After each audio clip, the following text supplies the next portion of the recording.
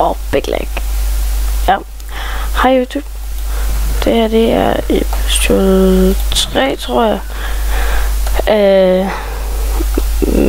Minecraft Mail, eller hvad det hedder. Og siden sidst har jeg lavet de her keys der. Lavet de keys og fået nogle flere ting måske. Jeg ved ikke, noget med sten. Og så har jeg mined dem helt vildt, fundet 64 kul. Livsigt 64 kul. Noget lavet sasuli og noget iron. Og noget andet, som jeg lige viser lige med, men jeg også, og det er det der mine. Jeg skal lige vise noget andet, jeg har fundet. Og så lavede den iron show og iron page. PGC, det kan forstå.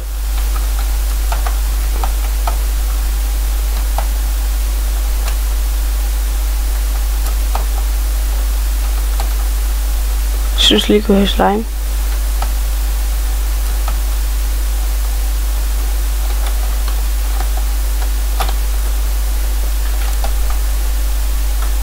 Nå.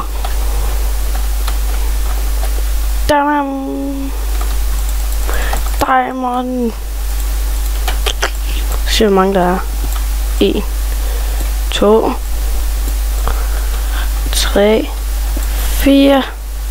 4 diamanter og et ny opdatering. Skal jeg smide ny opdatering, så det sådan her ud. Jeg kan godt lide de gamle, men jeg kan bedre lide de gamle. Jeg skal lige have noget. Luk det der. Og jeg vil sådan mig nu, jeg optager. What? Men når jeg finder diamonds, så miner jeg diamonden. Altså når jeg filmer. Nu skal vi sætte mobil til.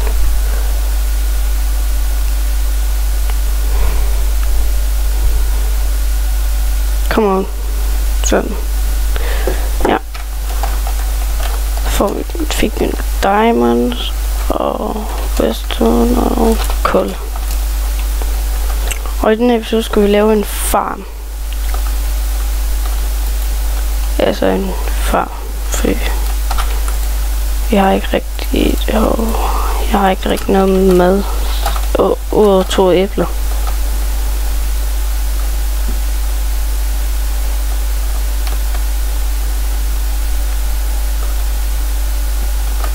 Og det er lys. Nej.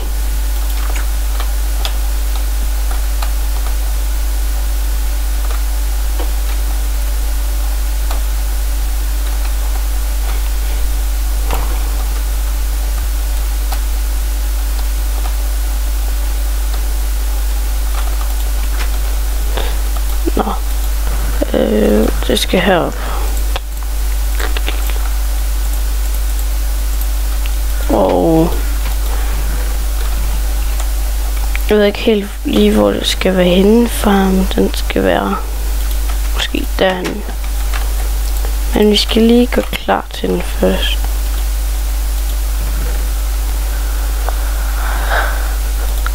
Så skal vi lige have en hoe. Stenhue.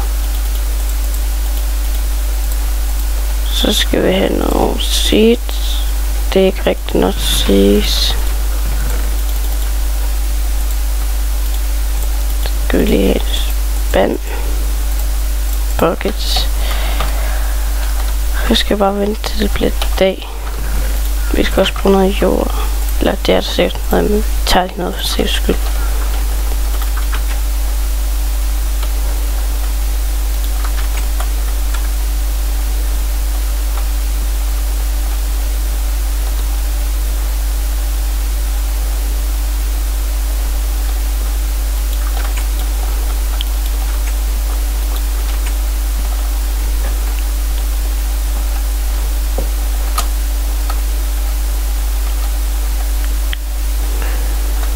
Okay.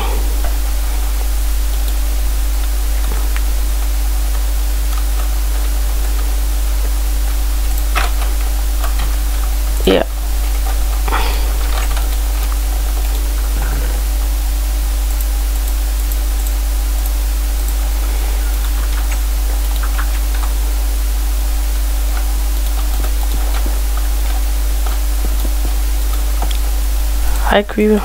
Hej. Nej.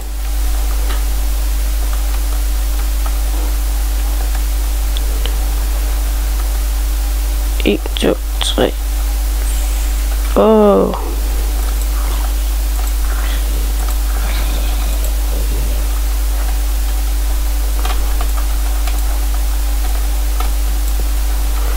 Gå nu væk.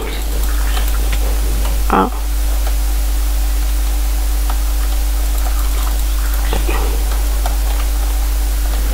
Boom.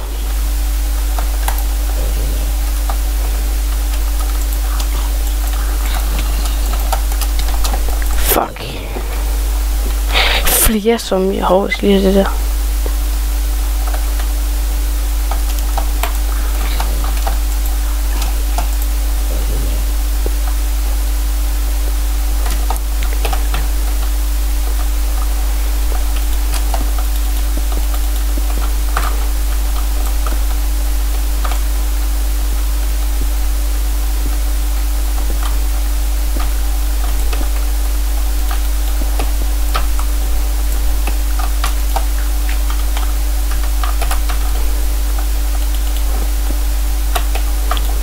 To, 3, 4.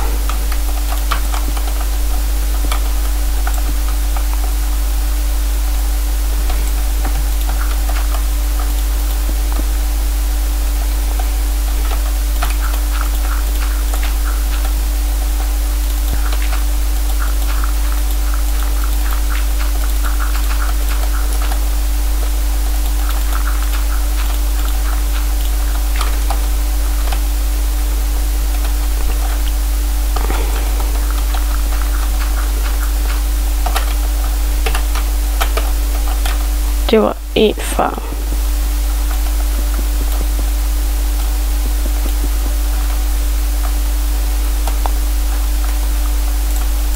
Så skal vi lige finde noget vand. Dø.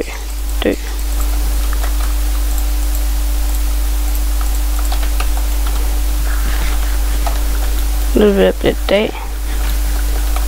Jeg skal også få noget uld. Dem der skal vi også tage senere, og vi kan lige tage dem nu.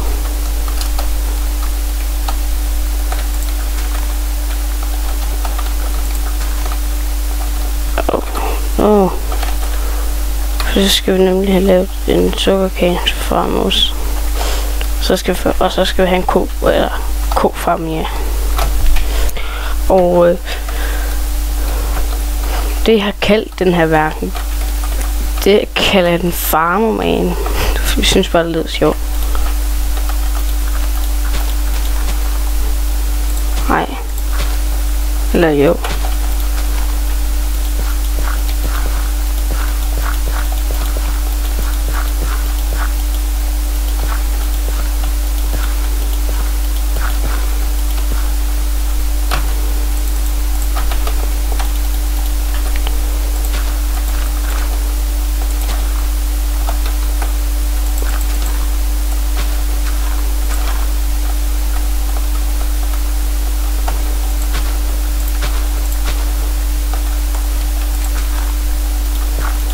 Det vil jeg lave farm med senere.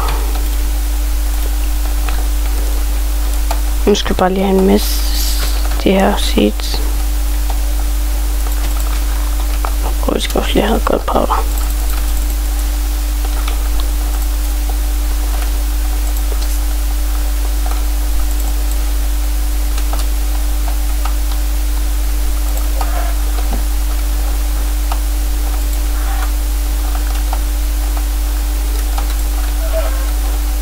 Se, vi har allerede brug for mad.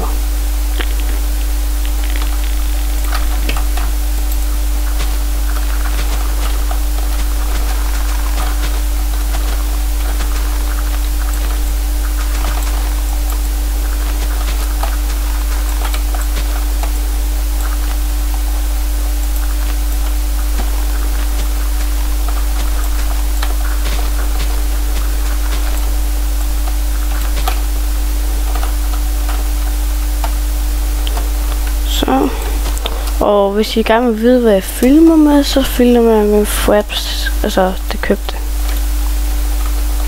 Det er virkelig godt.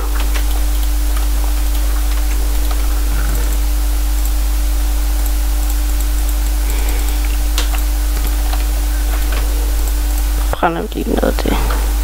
Så vi lige.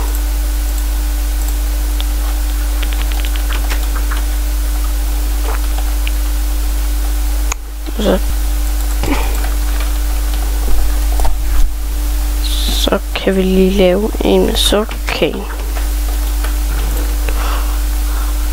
Bucket, den og jord. Nej, vi skal ikke bruge mere. Og vi skal lige bruge noget mad.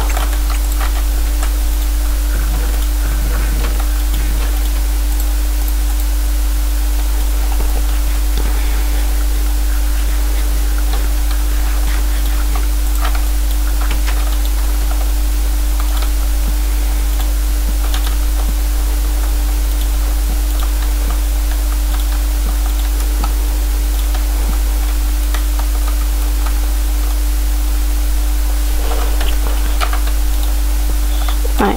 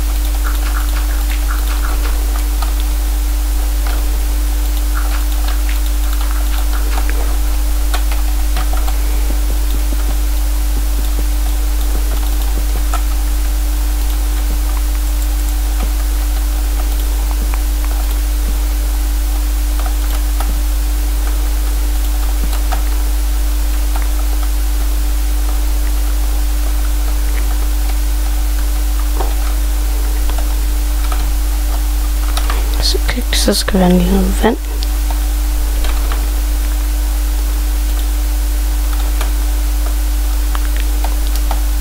Det bliver en god farm, den der.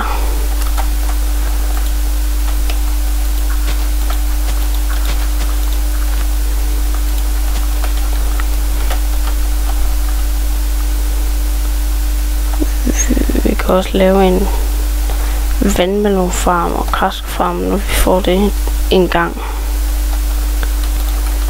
Et tidspunkt kommer til at få den. Går lige hen og følger den til den tidspunkt.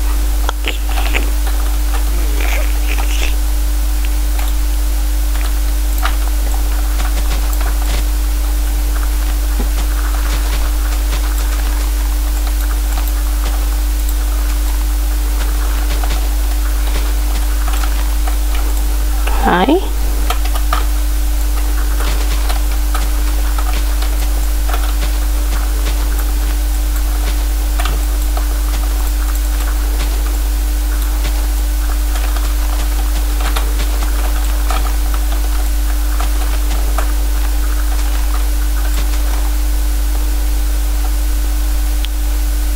Så skal vi. Og det får jeg kan se der. Det håber jeg, det er. Endelig, tror jeg. Jubi. Nu skal jeg lige slå ihjel. Hvad kan man den der egentlig? Vi kan lave en farve. Sej. Æg.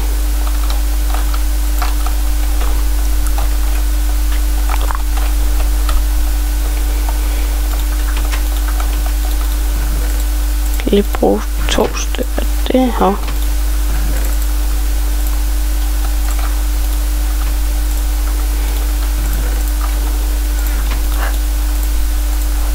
Nu kan vi endelig lave en seng.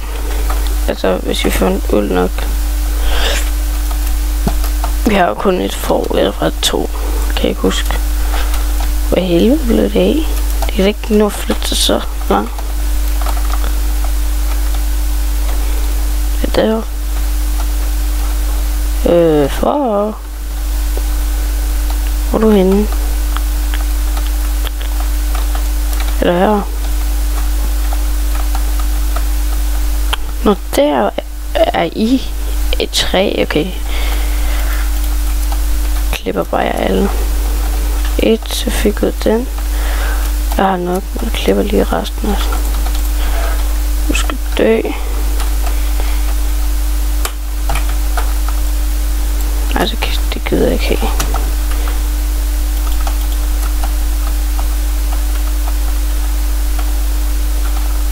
Endelig en seng. Hov. Tak for dig. Lige så spawner der var for. Men vi skal også have nogle køer. Og det er det, vi skal lave en indhegning til lige med. Så vi ser, hvor lang tid tilbage. Så det går 8 minutter.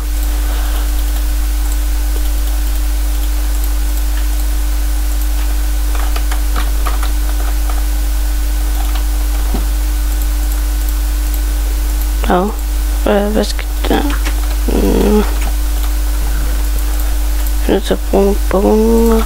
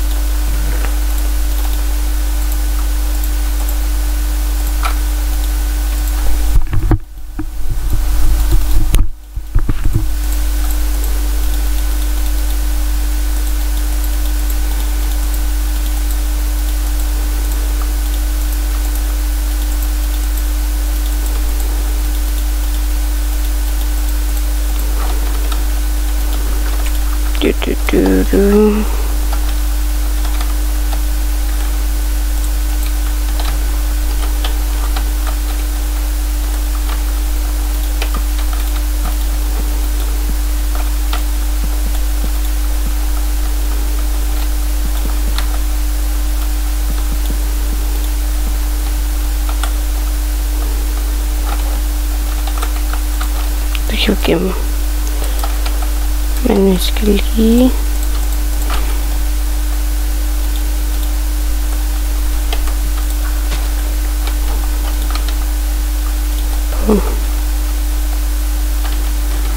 så skal vi finde nogle køer. Vi skal lige klippe nogle får.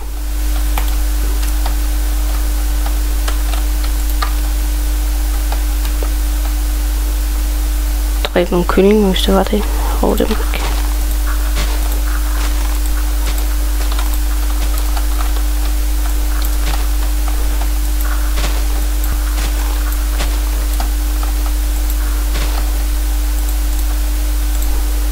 Pink, og det er en anden slags farve. Det er bare pænt til udsmykning. Hvad blev net? Måske skal vi gøre det om morgenen. Løber vi ud på eventyr.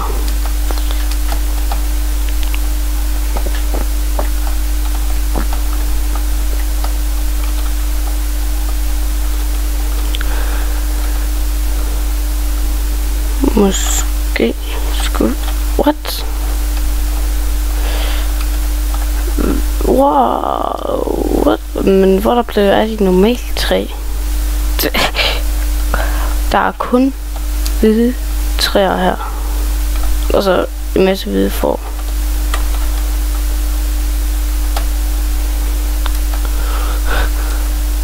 Det er...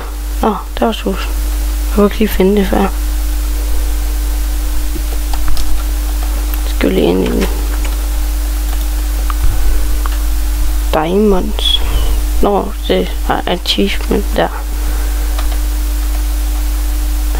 Has just an achievement diamonds. For det men vi skal huske at ikke komme alt for langt væk.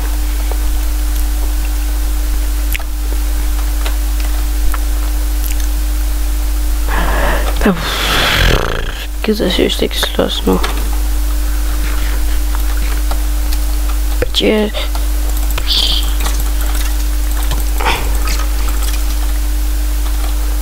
Det var da en let kamp.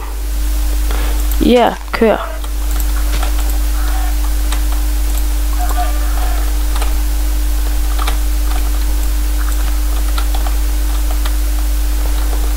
Følg med mig. Små kør. Kun brug for 2 lige nu.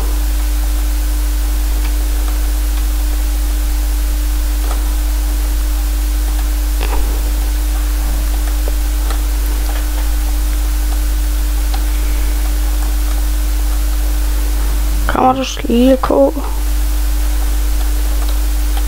Og så skal I lave børn til mig. Det kan godt misforstås, men I skal ikke misforstå det. Ikke på den måde. Jo, det gør jo på den måde, men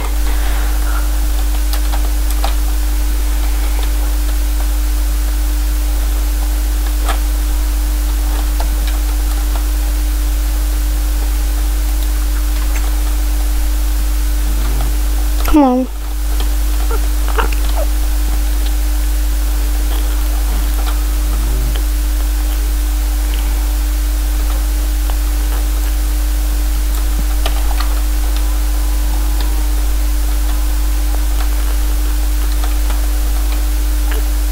Du der.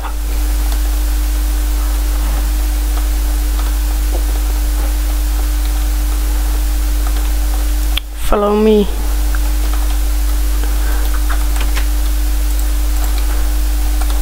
No, no, no.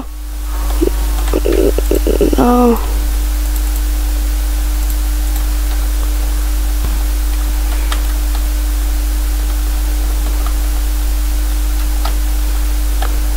Come on. Come on. In.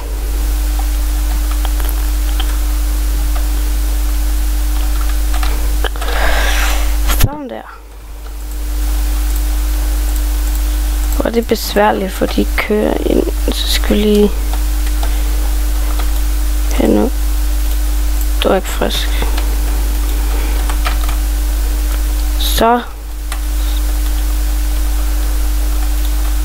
ed og lad børn. Hvor kom barn? Hvor barn? Nå der. Hey. Gå ikke for det barn der. Jeg vil se det. Gå så væk.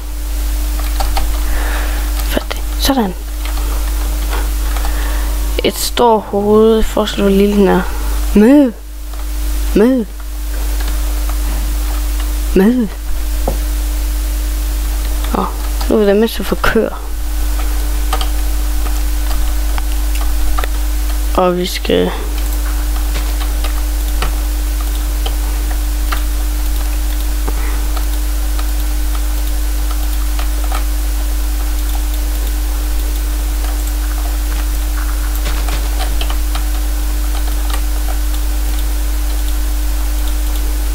bum, så fyldt det hele. Så kan de lave flere børn. Jo. Så spørger jeg bare, kan de lave flere børn? Nå, så kan vi lave med det her.